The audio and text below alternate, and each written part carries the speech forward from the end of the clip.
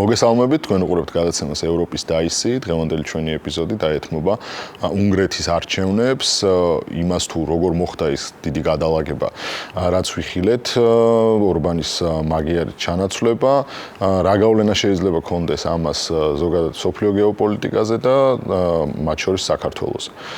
პირველ რიგში ალბათ აღსანიშნავი არის ის, რომ 16 წლიანი მმართველობა ორბანის არც ისე ალოგიკური არის, რომ დემოკრატიულ სახელმწიფოში შეიცვალა არჩევნების წესით, გათვალისწინებით იმისა, რომ მაგიარი არის უშუალოდ მისი სივრცის პროდუქტი, მისი პოლიტიკური გუნდის ყოფილი წევრი, რომელმაც დიდად არანაირი რიტორიკა არ შეცვალა თავის საარჩევნო კამპანიაში. ის კვლავ რჩება როგორც ორბანი კონსერვატორ პრემიერად, მას ღირებულებითი სისტემა აქვს თითქმის იდენტური მის წინამორბედთან. საგარეო პოლიტიკა ერთადერთი რიტორიკაში ჯერჯერობით რასაც ვხედავთ განსხვავებით არის ის, რომ მაგალითად უკრაინასთან მიმართებით ის თანახმა არის ამ მომენტისთვის, რომ ვეტო არ დაადოს ევროკავშირის გრანტებს, სხვა მხრივ ეს იქნება იმიგრანტების მიმართ ქვეყნის პოლიტიკური კურსი, ეს იქნება ღირებულებითი სიბრტყე, იქნება ეს ნებისმიერ ტიპის უმცირესობასთან შეხება თუ სოციალური პაკეტები და ასე შემდეგ. ერთ-ერთი იმეორებს ორბანის პოლიტიკას, ამიტომ ალბათ ჩვენ გადაცემის რაღაც მომენტში აუცილებლად უნდა შევეხოთ იმ გამოხმაურებებს, რომელიც მოჰყვა ქართულ ოპოზიციურ ლიბერალურ სივრცეებში, რომ ეს ძალიან რაღაც დიდ მათ გამარჯვებად ჩაითვალეს და აგრეთვე დიდი წილი ჩვენ მოგვიწევს ალბათ აუცილებლად ვისაუბროთ იმაზე, რა გავლენა იქონია ამერიკამ ამ არჩევნებში და მის შედეგებზე. პრინციპში ეხლა ევროკავშირის მიმართულებით და ევროპისთვის ცენტრალური საკითხი, ცენტრალური დღის წესრიგში რაც დგას, ეს არის უნგრეთის არჩევნები. მე რატომღაც ესეთი ვარაუდი და ესეთ შეგრძნება მაქვს, რომ დაახლოებით პოლონეთში რაც იყო, კანონი და სამართალია შეიცვალა და რო ელოდებოდნენ, რომ მე მახსოვს ლიბერალები ამბობდნენ, რომ ეს deep state-ის აგენტურა იდეაში რა, რომ პოლონეთი ბრუნდება ევროპაში რა. დაახლოებით ეს დღის წესრიგი, ეს კომენტირება და ეს მოლოდინი არსებობს უნგრეთსაც. მე მგონია, რომ ეს არ იქნება ეგრე. უნგრეთის გეოპოლიტიკური, გეოსტრატეგიული მისი ადგილმდებარეობიდან გამომდინარე, დაახლოებით იგივე დღის წესრიგი გაგრძელდება, მე ასე ვფიქრობ. როგორც ყველამ დაივიწყა პოლონეთში მიმდინარე ამბები, იქ არც თქვათ ეს კონსერვატიული დღის წესრიგი ის შენელებულა ესე და უნგრეთშიც ზუსტად ის მოხდება, იმიტომ რომ ნახე ხალხს შეიძლება გარკვეულწილად და ეს ერთი და იგივე ორბანის პოლიტიკა ამოუვიდა ყელში. თუმცა კონსერვატიული დღის წესრიგი იქ მაინც აქტუალურია, თუ არ ჩავთვლით დედაქალაქში ახალგაზრდა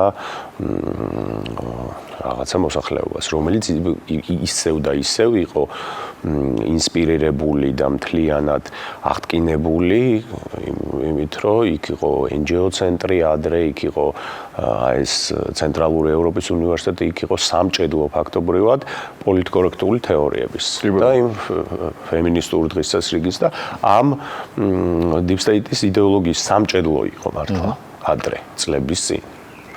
რეალურად რთულია თქვა ის, რომ უნგრელმა ხალხმა გააკეთა არჩევანი რაიმე ან რადიკალურ ან დიდ ცვლილებებზე. იმიტომ რომ როგორც ვახსენეთ, მაგიარის როგორც საშინაო, ისე საგარეო პოლიტიკა დიდად არ განსხვავდება ორბანისგან. თავარი ალბათ რაც შეგვიძლია გამოყოთ არის მისი მიმართება ამ მომენტისთვის ვლაპარაკობთ ჩვენ ისე, იმიტომ რომ ჯერ კაცი მხოლოდ ერთი კვირაც არ არის რაც პრემიერია. მხოლოდ განსხვავდება იმით, რომ თუ ორბანის ნარატივში არსებული ევრობიუროკრატია იყო კრიტიკის ქარცეცხლში, მაგიარს აქვს უფრო დათმობითი პოზიციები ამ მიმართულებით, თორე სხვა აბსოლუტურად ყველა საკითხზე მას აქვს იდენტური თანხwebdra, როგორც ჰქონდა ორბანს. შესაბამისად ის უფრო ნაკლებ სავარაუდო რომ ხალხს ამოვიდა ურბანის პოლიტიკა ყელში, მათ უნდათ უბრალოდ რაღაც ახალი გადატვირთვა, სადაც ღირებულებითი სივრცე იქნებოდა იგივე, სადაც რაღაც ქვეყნის არც სუვერენიტეტს, არც ტრადიციულ კურსს არ შეეცვლებოდა გეზი, მაგრამ თუნდაც ის გაყინული ფონდები, რომელსაც ამდენი წელი ახლა ევროკავშირის წევრი არის უნგრეთი და ეს მოსახლეობა არის მიჩვეული ამას, რაც ორბანის პირობებში გაჩერებული ქონდა ევრობიუროკრატიას, შეიძლება ერთ-ერთი მიზეზი ესეც არის, რომ აი ამას გამოათავისუფლებს. ეს სოციალურ სერვისებში მეტად დაიხარჯება და ასე შემდეგ. ეს იდეაში არის მართლა დარეფრეშების ამბავი უფრო მეტად, ვიდრე ის, რომ აი ჩვენ ქვეყანაში ცუდი კურსით ვითარდებოდა და ამიტომ ჯობია, რომ ამას დაემატა აგრეთვე, რითიც ცნობილი გახდა და პოპულარული გახდა მაგიარე, ის მის საარჩევნო კამპანია, რომელიც დაფუძნებული იყო ამ ფარულ ჩანაწერებზე. მოგეხსენებათ პირველი ფარული ჩანაწერი, რომელიც გამოქვეყნდა იყო მისი ცოლის, მეუღლის. მისი მეუღლე მაშინ იყო მინისტრთა კაბინეტის წევრი და მან ჩაწერა თავისი მეუღლე, რომელიც ამხელდა შიდა სისტემას კორუფციაში. შემდეგ ამას მოყარა საგვირველებათი ოჯახური წყვილის დანგრევა და ამაზე დაშენდა ის კამპანია, რომ სერიოზულ კორუფციული პრობლემები არსებობს ქვეყანაში და ეს პროპაგანდაზე მეტად აღიქვა საზოგადოებამ, როგორც შიგნიდან ინსაიდერის მიერ გამოტანილი ინფორმაცია, იმიტომ რომ მაგიარი იყო შიდა კულუარული ორბანის გუნდის წევრი და მან საკუთარი მეუღლის მონაყოლი გაასაჯაროა, აი ასე ცუდ დღეში არის ჩვენი მართველი პოლიტიკური ძალაო, რაზეც მე ამას დაემატე კიდე ეს ჩანაწერები გრძელდებოდა 2 წლის მანძილზე, რეალურად არა რაღაც დიდი ცვლილებების სურვილმა, არამედ ის, რომ თითქმის იდენტური ორბანის პოლიტიკა ორბანის გარეშე რა იდეაში ამას მისცა ხმა უნგრელმა ხალხმა. ძალიან მნიშვნელოვანია ჩვენ განვიხილოთ ამერიკის როლი ამ ყველაფერში, იმიტომ რომ ეს აისახა მათ შორის საბროკერო ვაჭრობაზეც, იმიტომ რომ ვენსის ვიზიტი უნგრეთში აღმოჩნდა პიარულად დამანგრეველი ორბანისთვის და ეს იქნება ალბათ სწორი, რომ ჩვენ გავანალიზოთ რატომ მოხდა ასე. პირველ რიგში ამის ბრალეულობა მგონია, რომ იქნებოდა ის, რომ როდესაც ორბანმა ამდენი წლის მანძილზე სუვერენიტეტის საკითხი დააყენა მთავარ დღის წესრიგად უნგრეთისთვის არჩევნების მთავარ კოზირად იმის წარმოჩენა და თუნდაც საკუთარი მომხრისადმი, რომ აი მე ახლა ამერიკის პრეზიდენტიც კი არა, ვიცე-პრეზიდენტი მეწვევა ქვეყანაში და ის დამბუსტავს, შესაძლებელია რომ აღქმულიყო როგორც გარეჩარევა შიდა პოლიტიკურ საქმეებში უნგრეთის, იმიტომ რომ არჩევნებამდე 5 დღით ადრე მე მგონი ჩამოდის ამერიკის ვიცე-პრეზიდენტი და მოგიწოდებს შენ მოსახლეობას, რომ აუცილებლად უნდა აირჩიოთ ვიქტორ ორბანი, ეს მართლა შეიძლება ყოფილიყო კონტრპროდუქტიული იმ სუვერენიტეტის რიტორიკასთან მიმართებით, რომელიც იყო ერთ-ერთი მთავარი ბოძი ზოგადად მთელი ამ ბოლო თითქმის დეკადის ვიქტორ ორბანის ხელისუფლებაში ყოფნის. და მე უფრო მეცაც ვიტყვი, ესე იგი შეხედე როდესაც დღევანდელ დროში ჩვენ ცოტა ისე კონცეპტუალურად რო გავაანალიზოთ, ესე იგი 90-იანი წლებიდან განსაკუთრებით დაიწყო ეს გლობალიზმის ეპოქა და პერიოდი, როდესაც უნდა დემოკრატიის ექსპორტი გავრცელდეს ყველგან, ერთი იდეოლოგია, საბჭოთა კავშირი იშლება, ლიბერალური დემოკრატია არის ერთადერთი ალტერნატივო თქვათ პოლიტიკური დღის წესრიგი და ეს ყველგან განხორციელდეს და ასე შემდეგ და ასე შემდეგ. მიუხედავად ყველა ტექნოლოგიური ცვლილებისა, რომელიც ამ ლიბერალური დემოკრატიის და გლობალიზმის ეპოქას მოასწავლებდა, უფრო მოხდა ლოკალური პოლიტიკების წარმოება. ნიშნავს იმას, რომ ნუ კი იფიქრე გლობალურად, მაგრამ იმოქმედე ლოკალურად რა და ლოკალური პირველ რიგში გქონდეს სუვერენიტეტი. ევროკავშირის იდეაც ის არის, რომ გარკვეულწილად შენი სუვერენიტეტის ნაწილი დათმო რაღაც სუპერ გაერთიანებისთვის, მაგრამ მიუხედავად ამ ყველაფრისა, ჩვენ მივიღეთ უფრო და უფრო მეტად ნაციონალიზმთან დაახლოვებული ეროვნული და უფრო სუვერენული სახელმწიფოების იდეა, რომელიც დღეს უკვე ძალიან სენსიტიურია ამ საკითხზე, გარკვეულწილად ამ საკითხზე ჩარევა, ხელყოფა, ამის კარგი მაგალითი არის საქართველო. როდესაც ჩვენ რუსეთ-უკრაინის ომის შემდეგ, არც პირველად დამოუკიდებელი საქართველოს ისტორიაში და ძალიან მნიშვნელოვნად გადავდგით ის ნაბიჯები, რაც უნდა გადაგვედგა. თქვით უარი deep state-ის და ევრობიუროკრატიის მიერ, ესე იგი ჩვენ მართვაზე, დირექტივებზე და თითის ქნევაზე და ესეთ აროგანტულ დამოკიდებულებაზე. დავამბობ ჩვენთვის დამანგრეველ დირექტივებზე. არ იყო რომ აი ჩვენ შეგვეძლო მათთვის მოგვესმინა და ამით რაღაც დივიდენდს მივიღებთ, ეს ხო თავიდან ბოლომდე ჩვენი განადგურების საწინააღმდეგო. მაგრამ ისედაც მაინც მე მგონია იმ აზროვნების მოდელამდეც მივედით, რომ გარედან მოწოდებული დირექტივა მაინც და მეორეც ერთი ის დირექტივა იმისთვის სასიკეთო იქნება და არა იმდენად შენთვის, ხო, ის მასზე მორგებულია. და აი, ხო, შესაბამისად, შენ რაც თქვი, სავსებით სამართლიანი და სავსებით ლოგიკური, ანუ არ არის ლოგიკას მოწყვეტილი ეგ საკითხი. ქართულ იმაზე რომ გადმოვიდეთ, ძალიან სასაცილო იყო გამოხმაურება მაგიარის გამარჯვებასთან. კი, წყალიც ხო ჩამოიტანეს. წყალიც ჩამოიტანეს და ერთგვარიც გადაასხეს. ნუ ეს უბრალოდ გოიმობა იყო, მაგრამ პოლიტიკური გამოხმაურება, როგორც ქართულ ამ ლიბერალურ მიკროსოციუმში, ისე ოპოზიციურ ფლანგზე, მედიებში თუ პოლიტიკოსებში, იყო ის, რომ აი იქ მოხდა რაღაც საჩვენო. მაგრამ კიდევ ერთხელ თუ ვინმეს რაღაც დამატებით მტკიცებულება ჭირდება, მარტივად შეუძლია, რომ რესურსები ინტერნეტში არის ამის თავზე საყრელად მოიძიოს პოლიტიკურ შეხედულებები მაგიარის და ნახავს, რომ არანაირი რაღაც ლიბერალური დემოკრატია არ დაბრუნებულა უკრაინაში და რაღაც ლიბერალი ახალი პრემიერი იქ არ მოსულა, რომელიც ახლა გადაასხვაფერებს იქაურობას და გახდება რაღაც ახალი ზელენსკი, ზუსტად იგივე პოლიტიკა გადარდება. შესაბამისად, მან სასიხარულო ამ ადამიანებისთვის არაფერი არ არის. უბრალოდ ჩვენ მუდმივად ვაკვირდებით იმას, რომ ეს ქართველ ლიბერალს უხარია ისეთი რაღაც, რაც მის იდეოლოგიურ ველში წესით არანაირად არ უნდა იყოს სიხარულის გამომწვევი. როგორც ეს არის მაგიარის გამარჯვება, იმიტომ რომ კონსერვატორმა მემარჯვენემ გაიმარჯვა და ლიბერალს არ უნდა უხაროდეს წესით ეს, როგორც არის მადუროს მოტაცების ამბავი, როდესაც ამაზეც ძალიან დიდი ხოტბა გამოიჩინეს ქართულმა ლიბერალურმა და ჩვენმა ოპოზიციამ, როგორც მოსაწონი საქციელის არა და წესით ლიბერალური იდეოლოგიისთვის აგრეთვე მსგავსი ქცევა და პოლიტიკური სვლა არ უნდა იყოს მისაღები და ანუ ესეთი ხო წყება არის ფაქტებისა, როდესაც ადამიანები მათთან იდეოლოგიურად თუ ღირებულებითაც სრულად განსხვავებულ გამარჯვებებს ასაღებენ საკუთარ გამარჯვება და ეხლა ეს ახალ მუხტს მოგცემს და ჩვენს შეგვეძლება რომ აქ გამოვიწიოთ რაღაც დიადი ცვლილებები.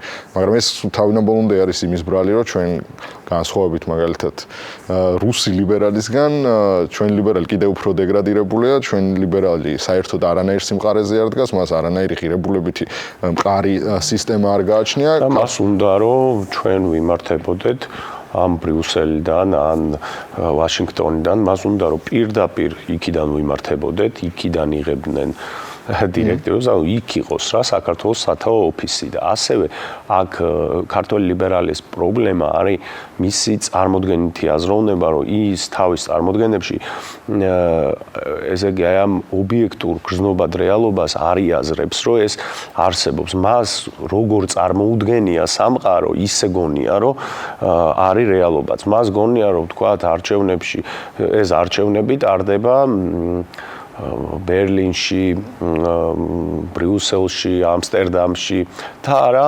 ხაშურში, გორში, ქუთაისში და ასე შემდეგ. ანუ პრინციპულად მიუღებლობა აქვს რა აქაურობის. შესაბამისად ეს ქართული ტრადიციებიც კი სცადა ამის მე დავარქმევდი ექსპროპრიაციას, ამის მითვისებას, მაგრამ არ გამოუვიდა, იმიტომ რომ არაორგანული არის რა. და მაგიტომ მივიღეთ ის რო იგალობეს ქაშვეთში და ეს მივიღეთ რა საბოლოო ჯამში აკაცუკის და მერაბ კოსტავას გაერთიანება იმ ცნობილ სპიჩში ეგრე არის რომ აი მან პრობლემა აკაცუკზე კი არ არის აკაცუკის გვერდით რომ მერაბ კოსტავა დგას მაღაზია რომ შეუთავსებელია რა და ეს მივიღეთ რეალობად რა და ქართველი ლიბერალი შესაბამისად ჯერ ისიც უნდა ვთქვა რომ ფუნდამენტურად განსხვავებულია ევროპელი ლიბერალისგან, ანუ ქართველ ლიბერალს ფაქტობრივად სიმბოლური კაპიტალი საერთოდ აღარ აქვს რა და იქ ასევე თუ არის რომ შეიძლება ფინანსები კონცენტრირებულია მათ შორის ლიბერალების ხელში, რესურსები, ასე შემდეგ. აქ არაფერი აქვს ისეთი, რომ ქართულ საზოგადოებას შესთავაზოს პირიქით. მას შეუძლია მხოლოდ ჩავთვალოთ, რომ აი კომპრომატია რა ქართველი ლიბერალი თავის პოლიტიკისთვის რა და შესაბამისად ეს არის თვითონ იდეოლოგიური ნაწილი და რაც შეეხება ჩვენ რადიკალურ ოპოზიციას, მან მოდი ესე ვთქვათ, რომ ცალსახად ლიბერალები არ არიან, ეგენი არიან აი ოპორტუნისტები, ეგენი არიან პოპულისტები. ლიბერალი კი არა, ბიჭო, მონღოლურ იმას მიიღებენ. დღის წესრიგს თუ საჭირო გახდა მიშა და კლასტერი, ჩვეულებრივად ჩინელები გახდებიან საჭირო თუ იქნა. თავისთავად.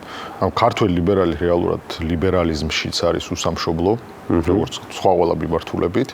და ის რომ ჩვენი ოპოზიცია ნებისმიერ ტიპის ფერიცვალებაზე არის თანახმა, ეს ამას ჩვენ ვაკვირდებით უკვე ამდენი წელი არის და თუ ესენი მართლა ამ წყლის გადასხმის პერფორმანს რეალურ თავიანთ რაღაცა პოლიტიკურ მიზნად დაისახავენ, ჩვენ ძალიან მალე მოგვიწევს ვიხილოთ, მაგალითად ნიკა გვარამია და მისი კალიბრის ადამიანები, რომლებიც დაიწყებენ საუბარს სუვერენიტეტზეც, რომლებიც დაიწყებენ საუბარს ტრადიციულ ღირებულებებზეც, რომლებიც დაიწყებენ საუბარს მართლმადიდებლური ეთიკის მეტად გაძლიერებაზე და საპატრიარქოს ამაში როლზე და შეიძლება ისიც თქვან რომ აი პატრიარქი როგორი დიადი პიროვნება იყო ზუსტად ის ადამიანები რომლებიც ამის ყველაზე საპირისპიროს წარმოადგენდნენ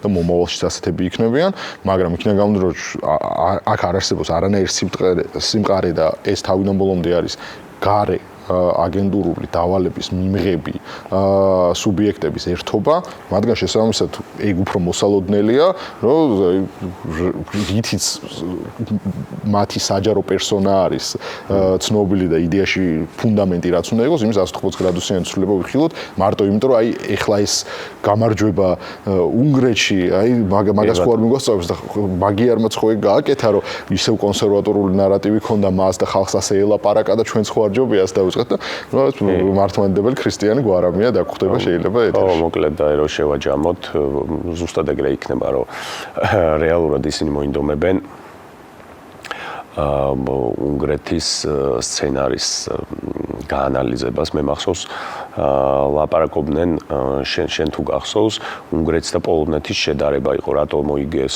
პოლონეთში, რა მოხდა, რომ მაშინ იყო უფრო დივერსიფიცირებული ძალები და აქ იყო უფრო ერთიანი და შესაბამისად ჩვენ უნდა წავიდეთ რაღაცა პოლონური მოდელით და იმებს ლაპარაკობენ. ყველას დაავიწყდა იქ, იმიტომ რომ ფუნდამენტურად არაფერი შეცვლილა და უნგრეთშიც რო ნახავენ რომ ფუნდამენტურად არაფერი იცვლება, ეს ერთი, მაგრამ რა პრობლემაა ხა თავიანთ მოლოდინებს და თავიანთ სიტყვას რო გადაუხვიონ, მაგრამ რაღაცა იქ დააკვირდები არა აქნეს, როგორ ქნეს, მიხვდები არა ხო ეს დღის წესრიგი მნიშვნელოვანია და თვითონ რა ჯერ არაფრის არ წამთ, მაგრამ თუ წამთ რამის, იმას უპრობლემოდ უღალატებენ და შეცვლენ.